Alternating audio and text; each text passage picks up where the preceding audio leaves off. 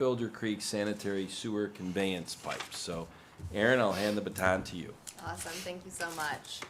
So yeah, as mentioned, I'm Erin Ryan with Barton and LaJudas, and I am going to give you guys all a follow-up on the condition of the sewer infrastructure in Shipbuilders Creek that I previously had been here to present on back in June.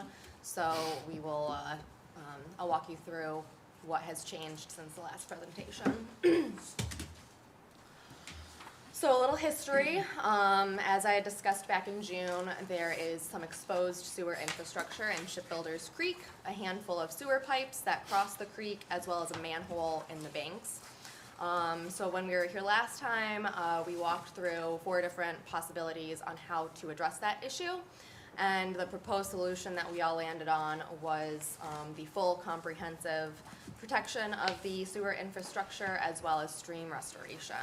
So that included lining the sewers with concrete encasement to protect the pipes, and then doing the stream restoration, which would include floodplain reconnection to allow when we get the large heavy storms with a lot of flow, more pathway for that flow to go so that it reduces the speed and reduces the erosion. So that project had a price tag of a little over $1 million. We had submitted a WQIP grant application to do that work, and that was unfortunately unsuccessful. So we discovered that back in October-ish. So at that time, the town had us go back out to see what the condition of the pipes and the infrastructure was, since the last time we had been out there was back in February. So we did a site visit on October 24th, and this was particularly important because it was after that very, very large storm event you guys got in September. So wanting to see if that affected anything. And what we found was the majority of the infrastructure was unaffected. The condition was the same as it had been back in February, except for one pipe. So there's a photo here. This is an 8-inch sewer that crosses Shipbuilders Creek. As you see, it's totally exposed. But back in February, it was laying on the bank of the creek. What we found when we were there in October was the section I have bracketed in red.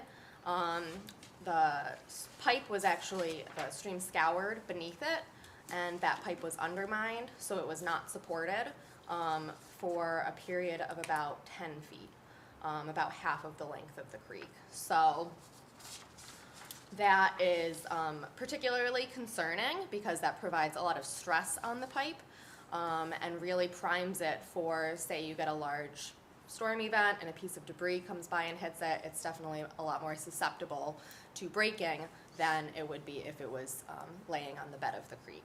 So definitely a concern there, a liability for the town, as it could, you know, if the sewer pipe breaks, we would have sewage in the creek, and then that would be problematic. So what we would propose as to how to address that would be to take large stones, you know, maybe about 18 inches tall by a few feet wide and long, and take that large stone, place it beneath the pipe as well as upstream, and then also a little downstream of it. Obviously the stone beneath it will support it, and then the stone placement upstream is intended to prevent further erosion. These stones would be large enough that they would not be able to be moved by a large stream event, so they really would provide like a stable surface for that pipe and to prevent further erosion.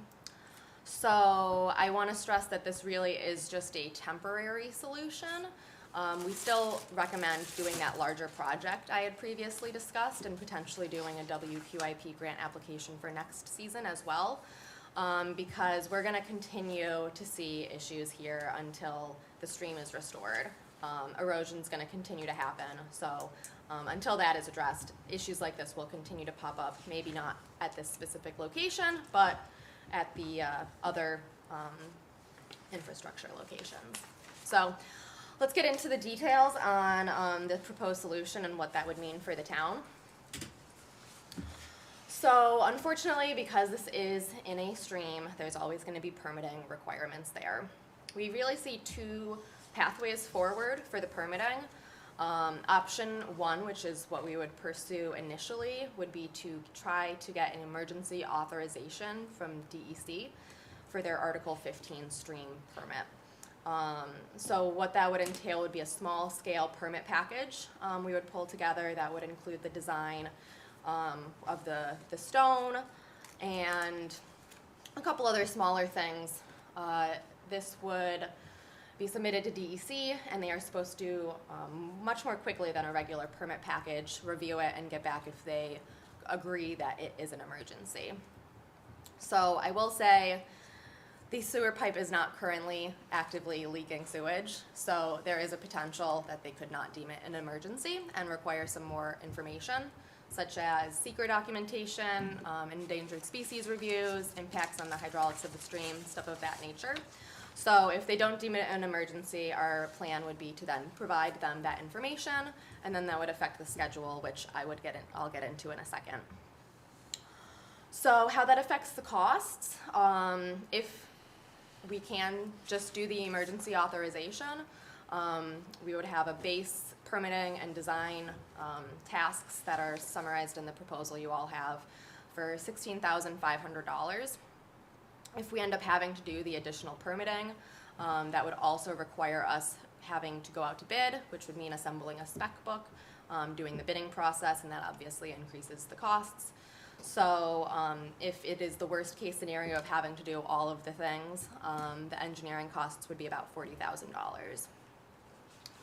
We've also estimated that the construction work itself would be about $60,000, so overall this would be about a $100,000 effort from the town.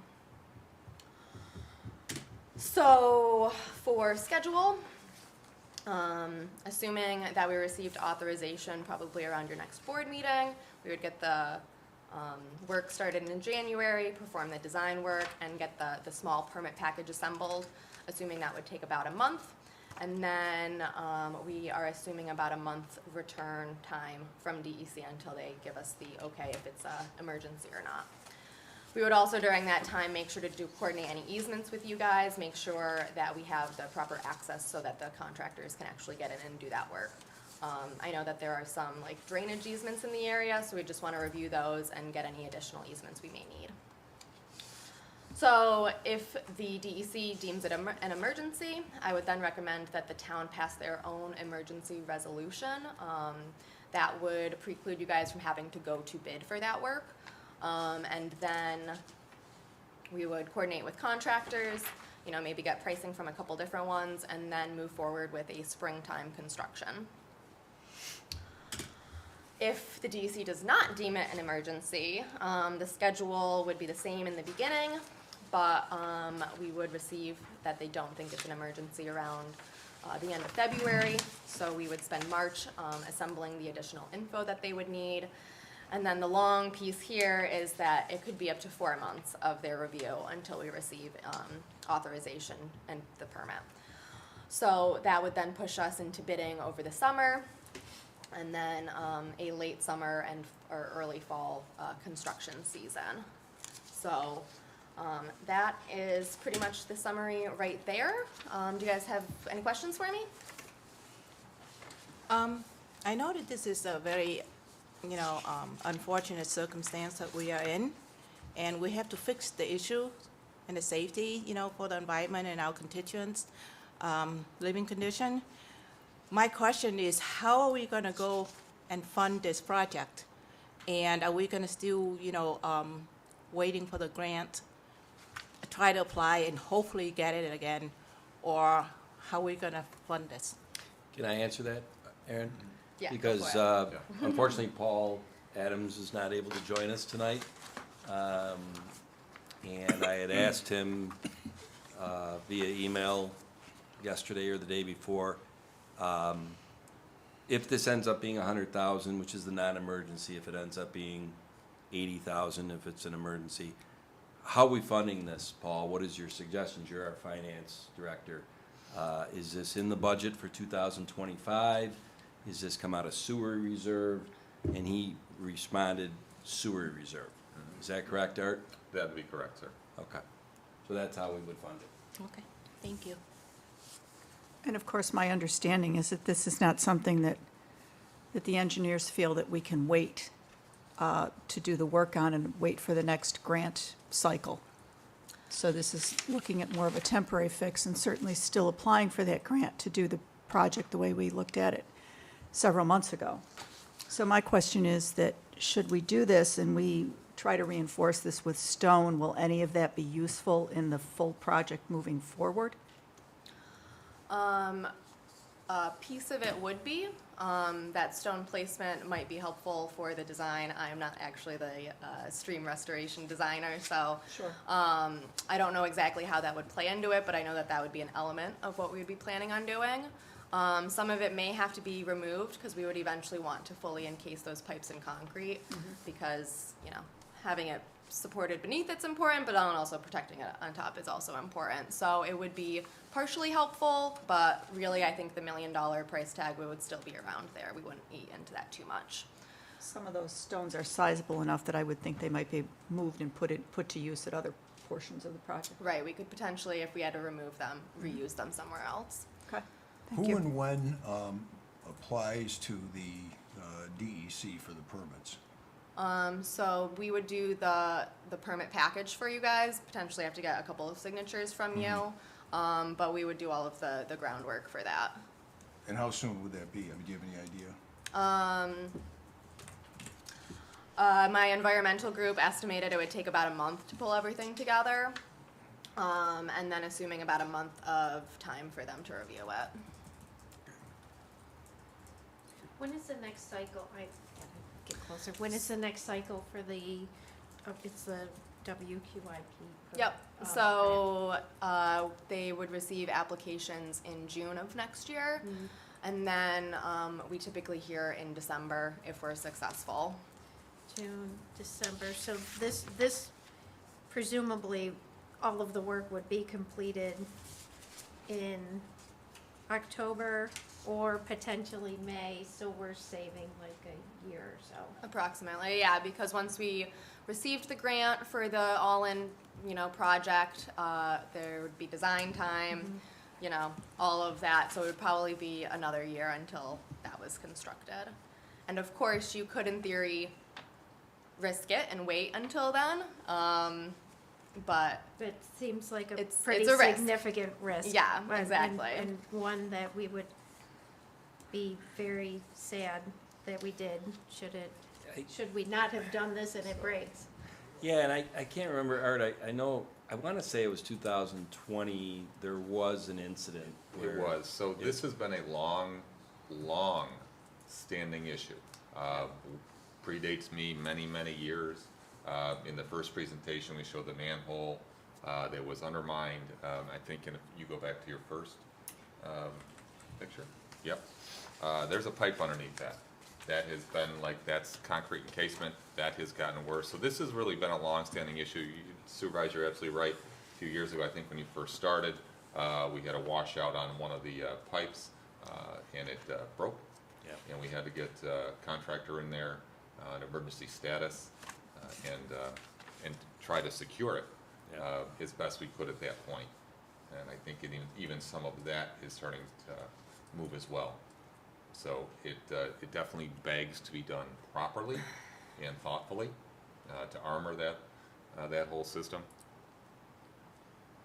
Yeah, and I don't remember, it was maybe June of 2020 is my guess, and, I remember some of the construction vehicles had to go down through an easement, through people's backyards, they were That's not correct. really thrilled, but, you know. And then there was a DEC auditor, inspector that was on site, who wasn't really, he wasn't really happy, No. for lack of better terms, and I didn't expect him to be, and I know that we were concerned at that time, Art, what kind of ramifications that was gonna have. I was happy to hear, you know, later on, DEC didn't really punitively, you know, do anything against us, but it's in our record. And, and to be honest with you, well, you know, I'm hoping, of course, I'm an optimist, that record from 2020, along with showing that we're trying to shore up this thing on the short term, you know, as we write the grant through WQIP in June of '25 for the long term instead of Band-Aiding it, that might work to our advantage, but, you know, that's the optimist in me. And this is not the first time, I mean, I've even looked at it in my time here. I think Pete Baker actually looked at this as well. And, so, yeah, keeps revisiting us, that's Yeah. for sure. Now, I just, you know, obviously, when I say any questions, comments, because at the 7:30 board meeting tonight, there is a resolution. It's number 8. Oh, I'm looking at the wrong one. Thank you. Yes. Actually, Kim, yeah, number 8 is to authorizing the emergency repair fix.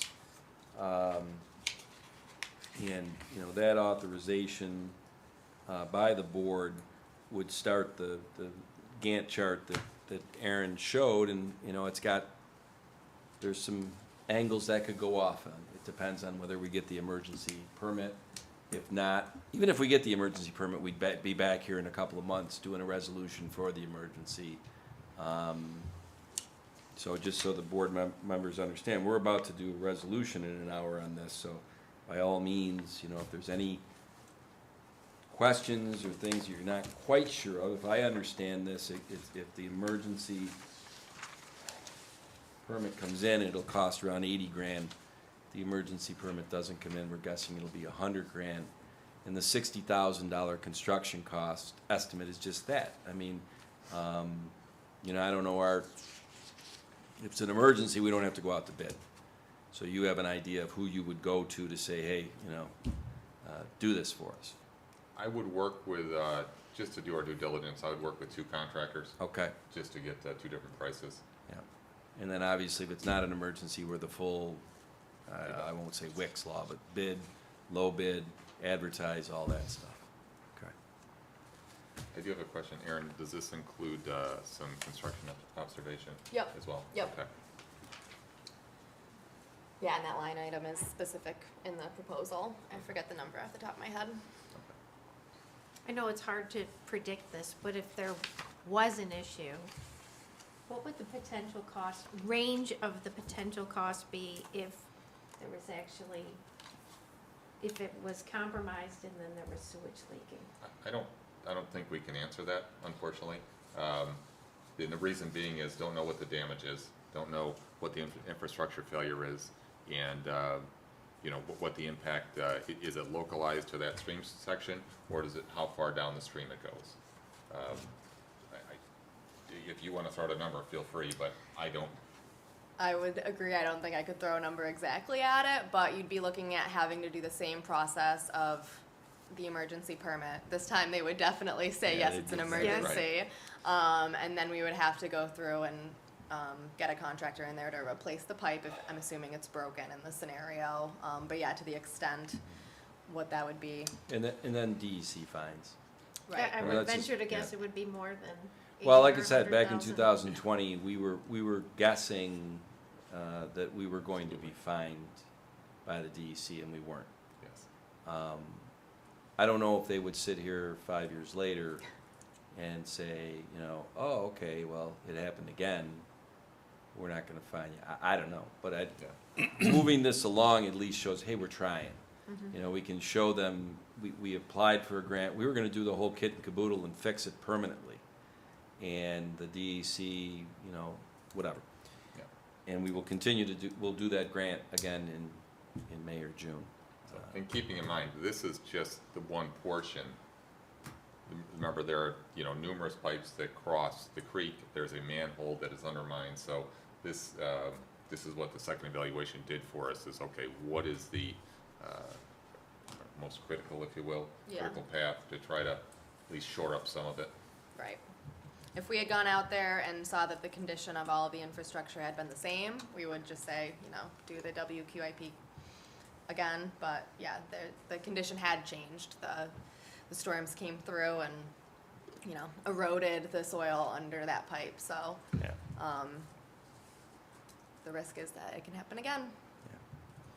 And I would say the other risk on not doing it, and if something happens in addition to fines from the DEC, is just bad public perception, particularly because this is right in a neighborhood.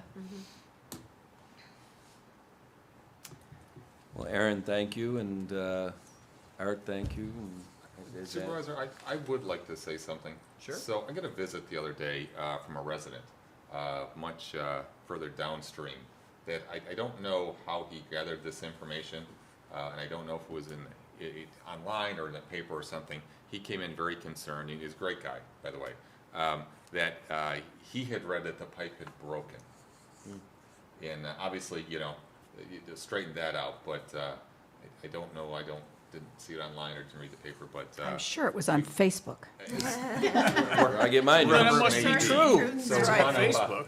we want to avoid that. We want to be very clear the pipe is not broken, and we want to armor this so it does not break until we make a full improvement on the whole area. Thank you for that, Art. Thanks, Art. Thank you, Art. Thank you, Aaron. Thank you.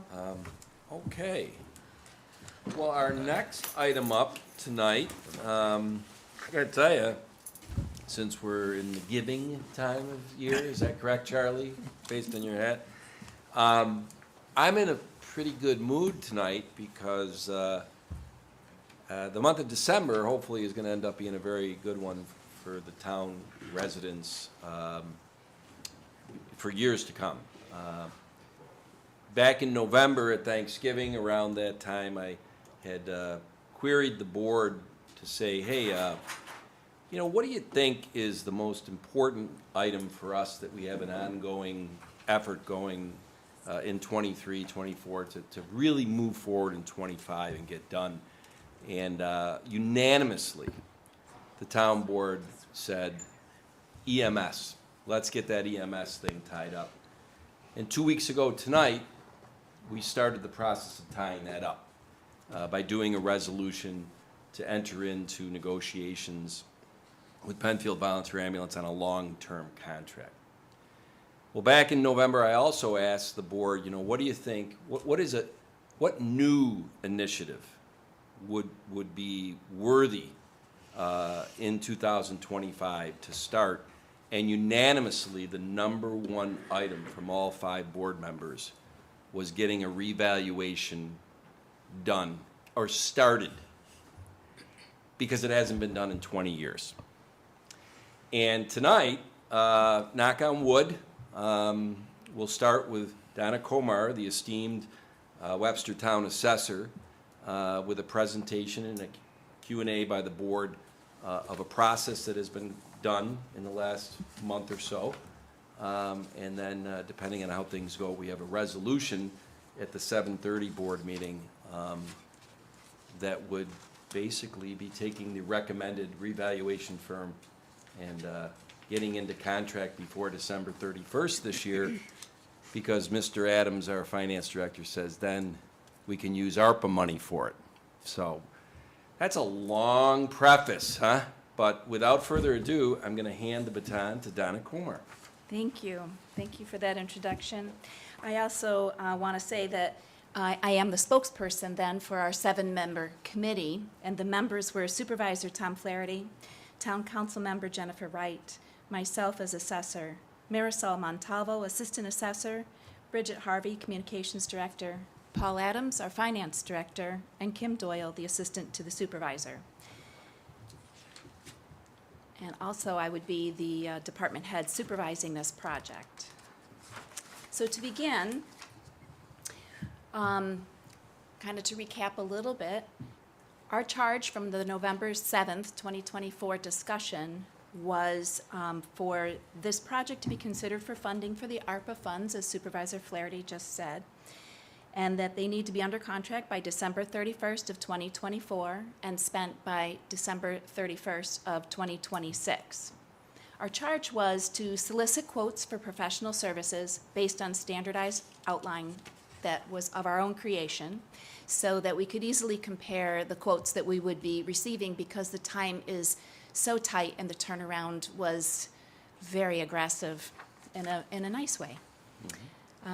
Our charge was to interview and compare the interested valuation firms' presentations, their contracts, their experience, and really vet out and see what we could find out about the services that they would offer, and return here today with a recommendation based upon our findings.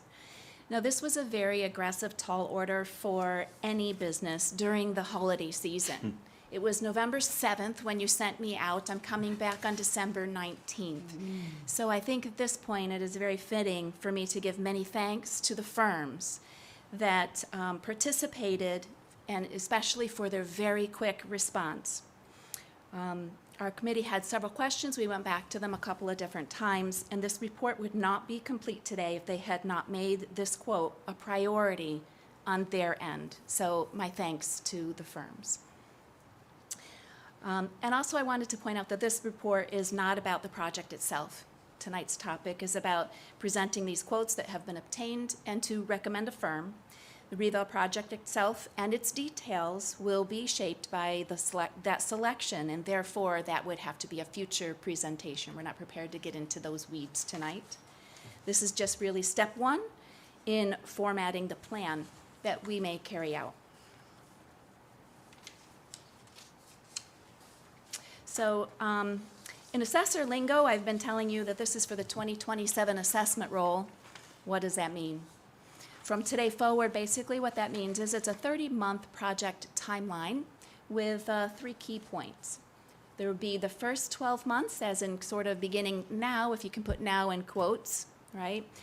Starting as soon as the calendar turns, and it would be convenient to all the parties. We would begin a 12-month public education program. And I want to stress education because there's a lot to learn, and we are fully aware that there are people who have purchased homes in the town of Webster that have never seen a revaluation. So I think that it is very, very prudent that we educate our public. They're not accustomed to revaluation projects that come up cyclically in other municipalities. So to take the advantage of this 12-month before we would actually engage the firm into the part of the business that they would take up the baton and go forward on, that's the second part, 18-month engagement. And that would run from the beginning of January through the completion of the project, which would be for the final assessment roll in the year of 2027. And that's what I mean when I say the 2027 assessment roll. We would do the public education in the first 12 months. Of course, we would have their support, and as Supervisor Flaherty liked to say, we don't do that in a vacuum. We now have many participants, and we would make sure that all of us are on the same page. And the results from this project then would be reflected on the tax bills for September for your school bill in 2027, and the January town and county bill of 2028. And if you live in the village, it would also encompass the June village bill of 2028. No bills prior to those 3 dates would be affected by this project, and I think that's important because the calendar year and the assessment roll year don't line up, and sometimes that's a detail that's missed by the public. An overview of the engagement period, which I said would be the January 2026 through July of 2027, generally breaks down into 3 key phases. Of course, we want to begin with the public education, so that's the separate box outside of the phases that we have identified. There are 3 main phases. They typically overlap, but yet they are distinct in their processing. And the completion date would be, as I said, July 1st for the 2027 final assessment roll. Starting now does allow us to have that additional time for a public education campaign, meet with residents, have them ask their questions, have us explain as much as we could possibly explain so that there are no surprises. We do not want any surprises. 3 firms in Western New York were invited to provide quotes. 2 of them replied. Sorry, this is a PDF, and I'm trying to get that scrolled, and the mouse is there. Gar Associates comes from Williamsville and Clifton Park, and KLW Municipal Inc. comes from Buffalo, New York. There was a third that, if I quote them, they said, "Unfortunately, due to other project commitments, we are not in a position to be able to bid on the project at this time." So we did have 3 very qualified firms.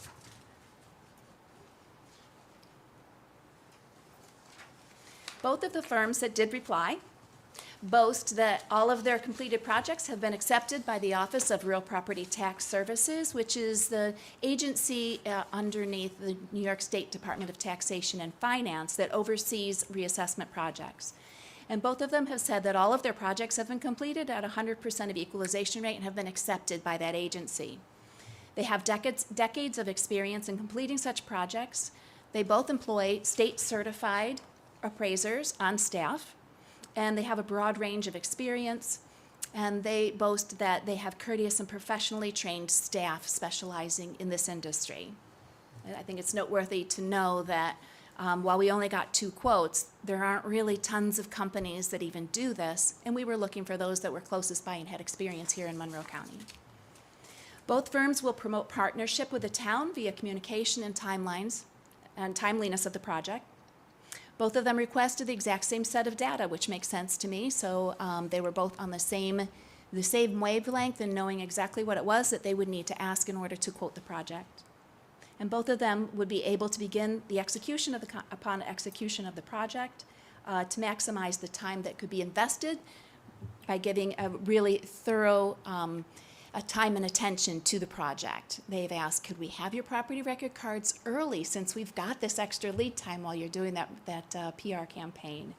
So both of them, I feel, would be qualified to do a complete quality project in a very professional manner, and we would be satisfied with either one. So the quotes. The quotes came in very different, one from the other. I'm just going to let you reflect on this for a moment and digest that. Gar Associates quoted $65 a parcel, roughly, when you count how many parcels there are in the town, which is sometimes a point of reference for assessors to say, hey, what'd your revale project cost? You know, $65 a parcel is typically a price that you would find when you are doing a complete data collection. So their total is $1,100,000. KLW's quote is $411,500. That's about $25 a parcel. Both firms are very well aware that we have good data in Webster. We have taken the last 20 years to make sure that we collect the building permits. When people question what we have on file for their property, we're very happy to go and review it and to update our data so that our data is good. Line by line, these are the categories that we had laid out for them to quote. This is the summary of it. And you can see that the highlighted portions, the parts in bold, are where there's a very distinct difference. It is also noteworthy that once completed, maintaining this project is significantly less costly in future years. In addition to the $1.1 million or the $411,500 quote, down below you will see the additional costs, which are typical additional costs for any project. There are going to be specialty properties that will not fit the mass appraisal approach, and so there is an additional cost associated with each of those properties, and I've identified 8 to 10 of them so far, just to give you an idea. Some are more complicated than others. Think Xerox and Fairlife. Those would be our most complicated properties, but there are also a few other properties that just wouldn't lend themselves well at all to a computer-assisted mass appraisal format, and they would give us an additional price on that. So that's above and beyond the price at the top of the column. So after having considered this, asking questions and follow-up questions, our recommendation is to move forward with the plan to complete a townwide 2027 revaluation using KLW Municipal Incorporated. Again, I want to thank the committee members for their thoughtfulness and their time and attention in freeing their schedules in order to turn this around in a timely fashion. And I'm happy to take any of your comments or questions at this time. Could you back up 2 slides, please? Sure.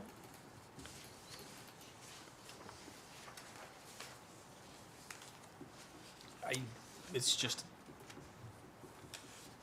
the stark difference in the data verification and collection between these 2 companies and the valuation processing is Yes. pretty stunning. If I go back a few more slides, in this three-phase part, phase one, the data analysis, and phase two, the valuation production. Those are those fields that you see down here on the quotes that are in bold. And that is where the majority of the labor on their part comes in.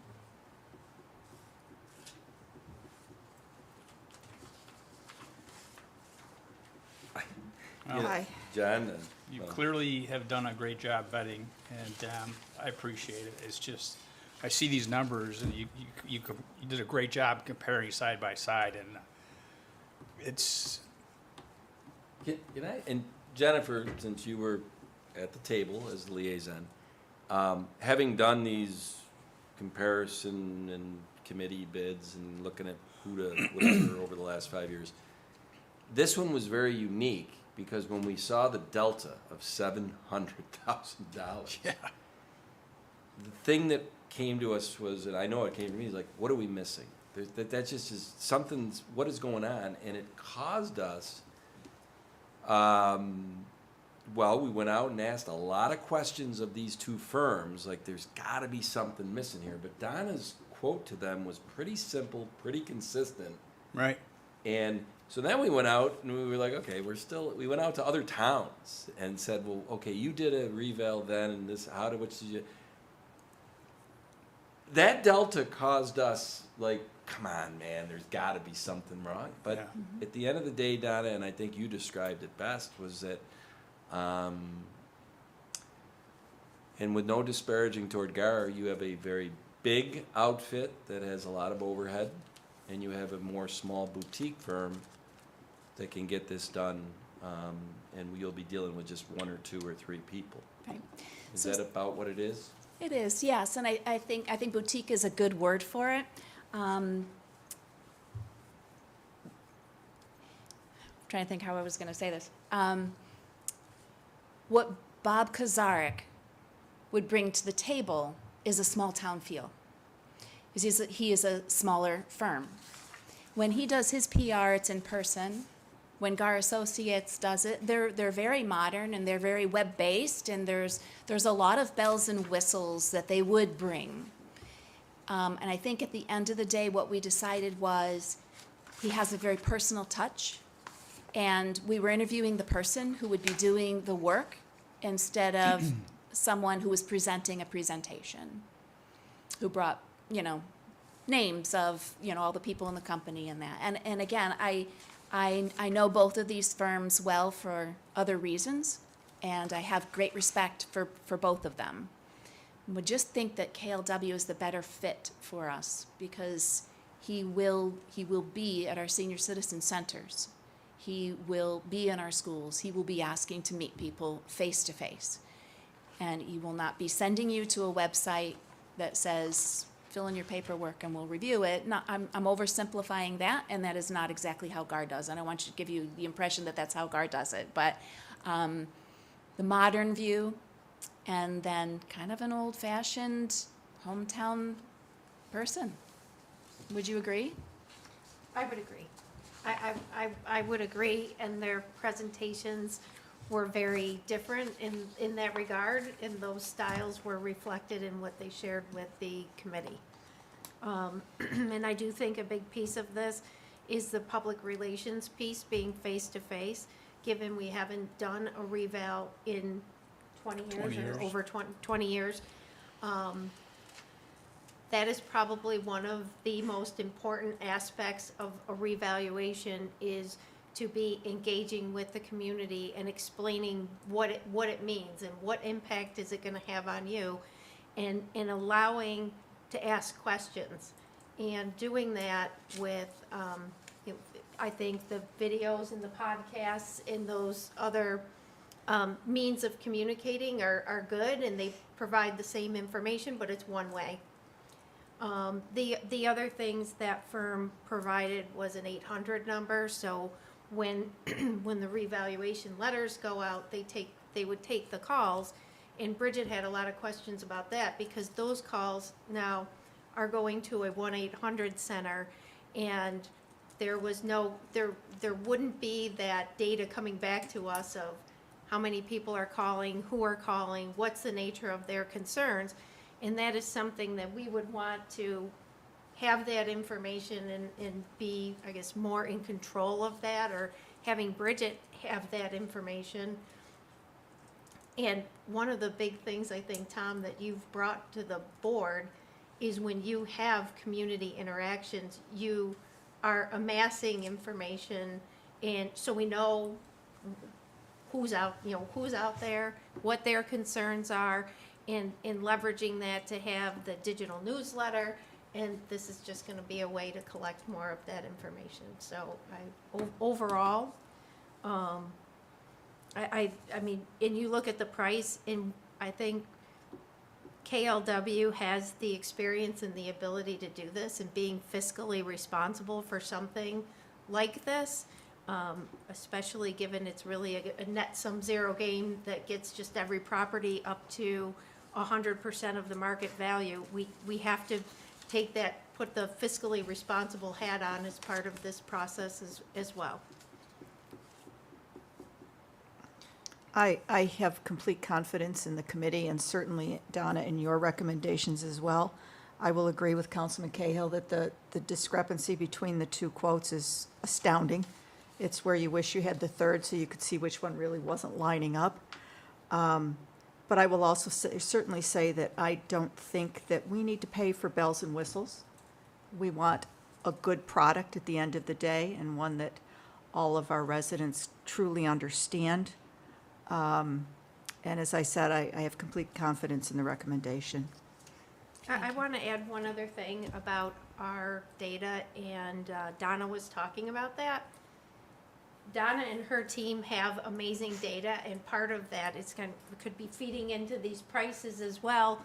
If you look at towns, even in Monroe County, that do reassessments on a more regular basis, you will see once they get to 100%, in the following years, they tend to go down at a more rapid rate than they do in Webster. So even though we haven't done the reevaluation in 20 years, our values, because of the work that Donna's team does in going out in the community and updating the properties with permits, et cetera, make our data better going into this whole process to start with.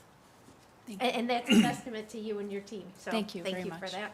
Well, I'll the share PR that with them. campaign is gonna be instrumental in this venture for sure, and I think people will be, I don't wanna use the word shock, but I know that house prices have gone significantly higher in the last few years.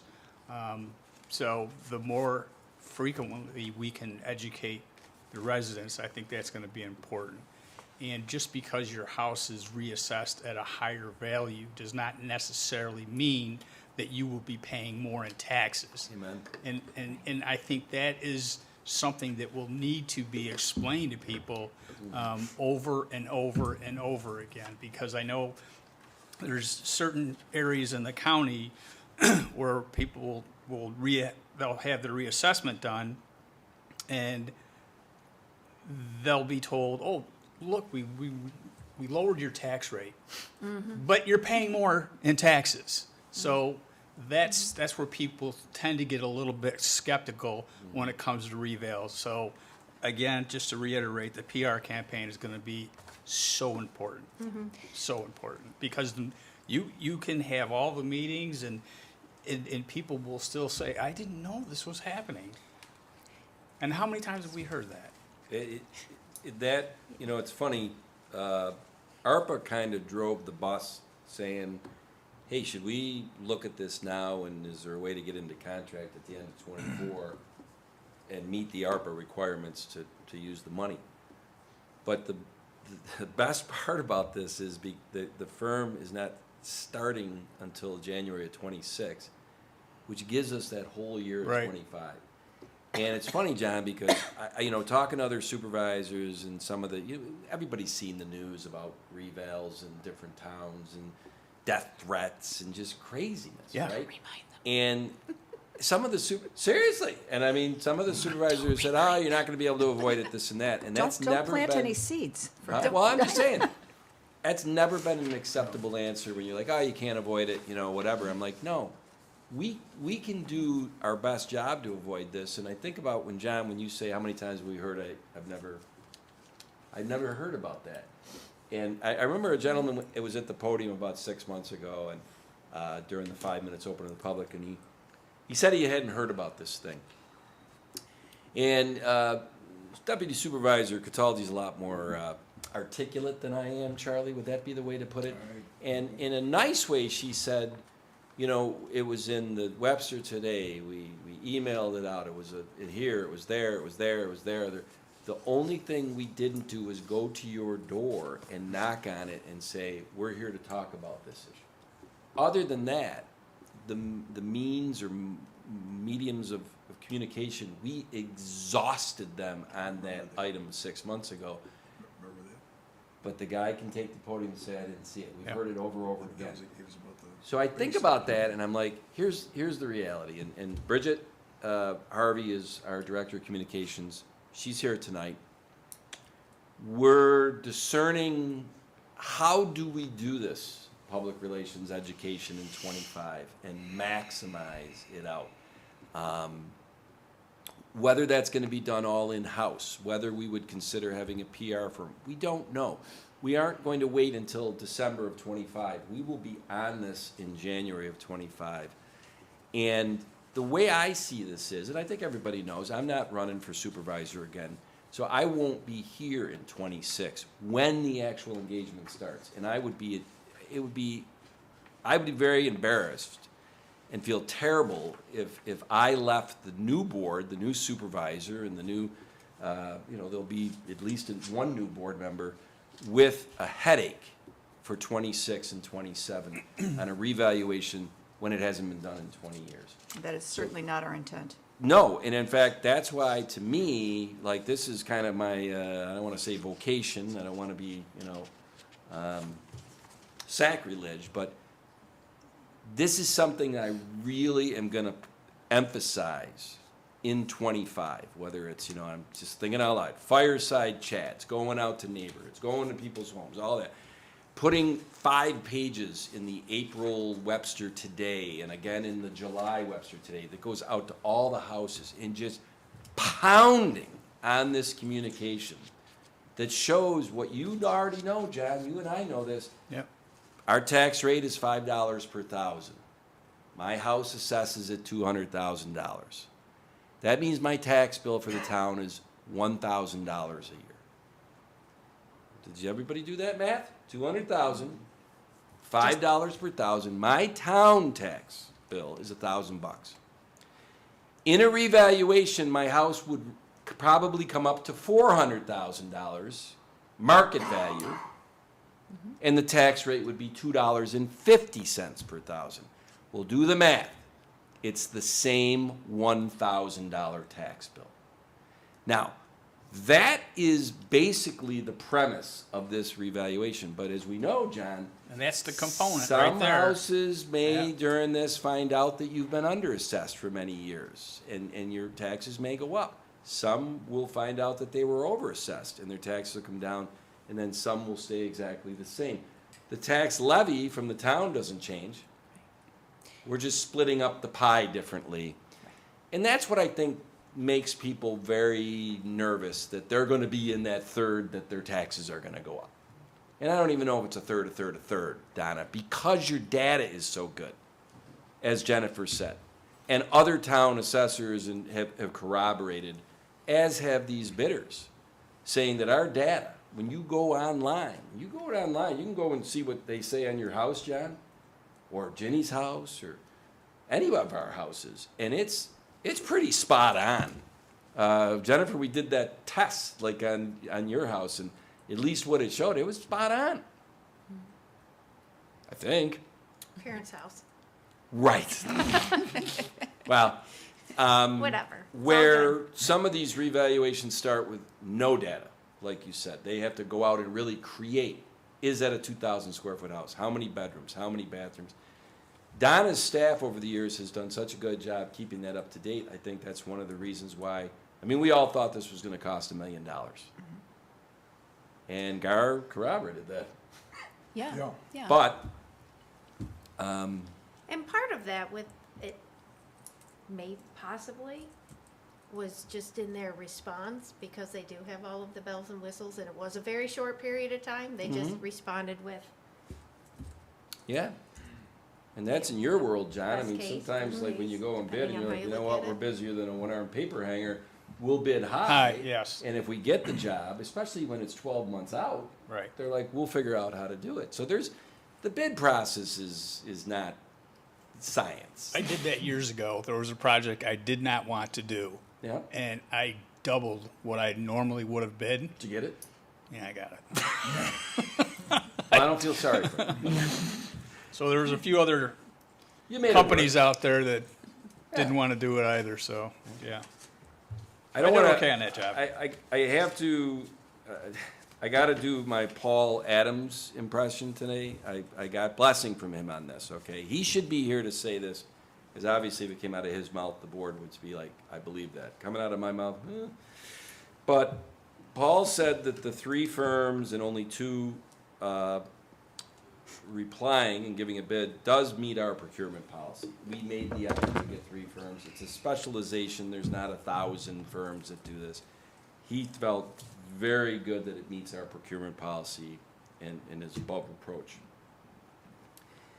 Here's a good problem, gang. I want you to think about this. We assumed we were gonna use 800,000 of uncontracted ARPA money, and it would pay for the majority of the reval. Well, guess what? Right. If we go with this recommendation, we still have about $390,000 left.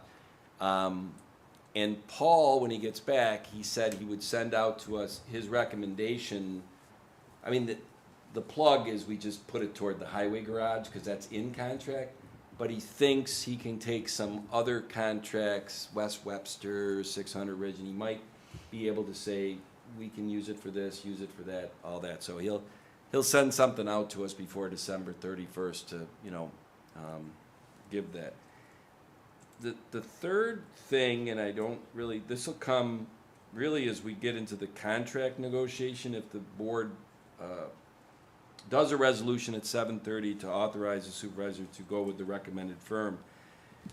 We really have between tonight, the 19th, and the 31st to execute the contract. So Charlie, the last I heard, you're still our town attorney, is that correct, So sir? far. Right? No short time in this, right? No. But we do have a template contract from KLM. W. but KLW. KLW, sorry. Yeah. Too many acronyms. I would get that over to you, and I might also have Kyle Taylor. Do we have it just now? to- Do we have the contract? Yeah, I do Yes, have, I have and- a and- copy. All right. Part of their And I already submissions said- to us was We're a meeting sample, on- a sample contract. They've been Yeah. well vetted by other Well, municipalities. we're They're- meeting on Monday. We can, Yeah. that can be one of the things. And you're gonna need Paul at the table too, because, where there's things that I want you and or Kyle to look at from a legal perspective. I didn't read the contract. I Sure. mean, it's premature, because if we don't vote on this tonight, then it's moot. But if we do, and I already told Donna that today, if we vote yes on it, then you get that template contract or that sample over to Kyle and Charlie. And then Paul wants to make sure he's involved in that too, because technically, we have to pay out all the ARPA money by the end of '26. And Paul has asked a very good question during these. Well, if the engagement is January of '26 through July of '27, how do we do that? It's a good question. And he's got to work with either the federal treasury about, can you prepay it all through December 31st and have it as, it's an accounting whatever. Or does he have latitude on that where he can make adjustments in '26 and put some, I don't know. That's where I'm not going to speak for Paul.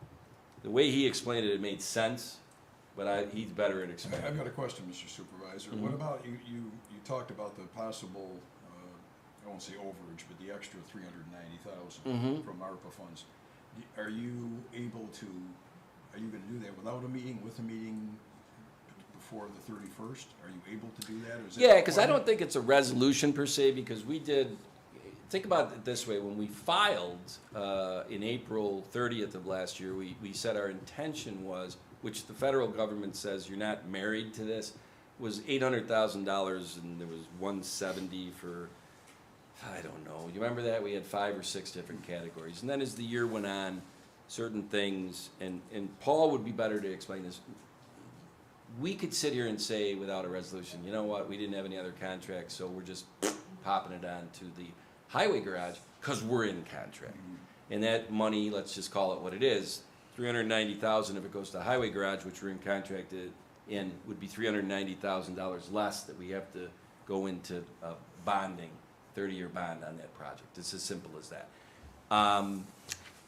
So no, I'm not, I don't think, and you'll talk to Paul about I it, will but the talk way to he Paul, explained it, yeah. I just, I don't think there's any, he has some contracts already that are inked, that obviously we've been involved in, because contracts don't get inked here unless we come to the board and authorize the supervisor to sign them. So he's got an idea on some of them where he could, kind of backfill the ARPA money. It's all legit, it's just, like I said, we thought it was gonna be $1 million. We'll use the 800,000 for it, and then figure out next year, what do we do with the additional 200,000? Is it the budget year of 25 and 26? Do we go for a grant? And lo and behold, it looks like it's 400,000. It's a good problem. It's a great I problem. love problems like this. Yes. So, devil's in the details, though, Charlie. Donna, thank you for the presentation. Yeah. Thank you. Thank you, You're Donna. Thank you, Donna. Does anybody else have any comments or questions? I'm chasing people out. See, this is what happens when I talk too much. The crowd says, I've heard enough of this guy, I'm leaving. Last, you never do, though. It's amazing. Huh. Okay. Well, then I guess that concludes our town board workshop for tonight. And in about 2 or 3 minutes, we will come back and start the regular December 19th